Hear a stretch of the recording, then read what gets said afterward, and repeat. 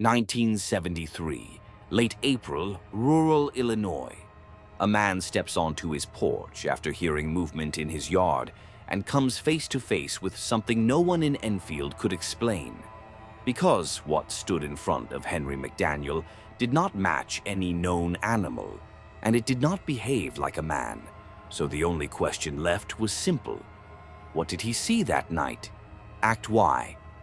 The incident. April 1973. Enfield, Illinois, a small farming village near the Wabash River, surrounded by wooded areas, cornfields, and gravel roads. Henry McDaniel was at home alone. His wife and children were away.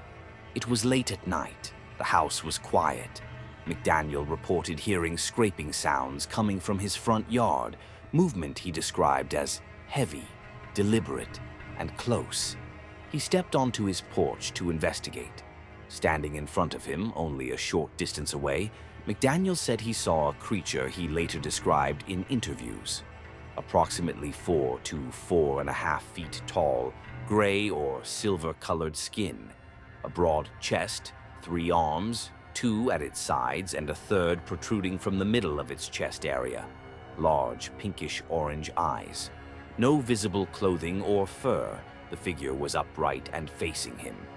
McDaniel said the creature made a hissing or wheezing sound, followed by words spoken in what he described as a human-like voice, stating, "Get out, or I'll kill you."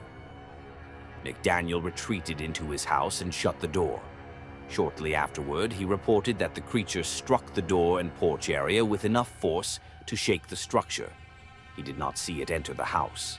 After several moments, the sound stopped. Act 2, Escalation and Response. McDaniel later told reporters the creature returned the following night. This time, he armed himself with a .22 caliber pistol.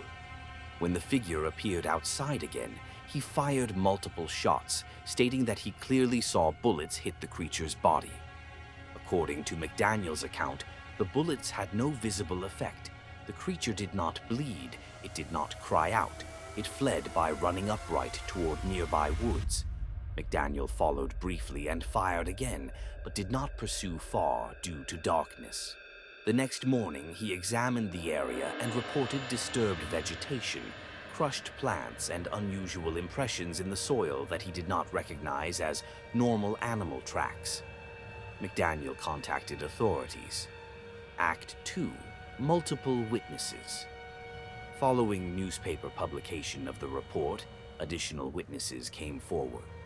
Local residents described seeing a short, gray humanoid figure, upright movement, glowing or reflective eyes at night, rapid retreat into wooded areas when observed.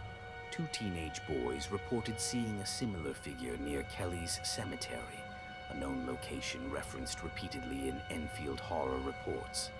Another family reported hearing movement and feeling impacts against their home, though they did not see the creature directly.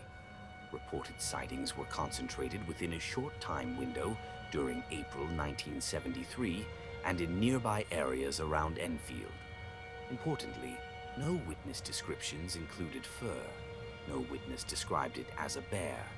Descriptions remained consistent across interviews. Act 2, Law Enforcement and Media Involvement. Local law enforcement investigated the reports. No official explanation was recorded. No arrests were made. Authorities found no evidence of hoax materials, costumes, or mechanical devices. The areas described by witnesses showed signs of disturbance, but nothing conclusive. The incident gained wider attention after publication by the Mount Vernon Register-News, followed by other Illinois and Indiana newspapers.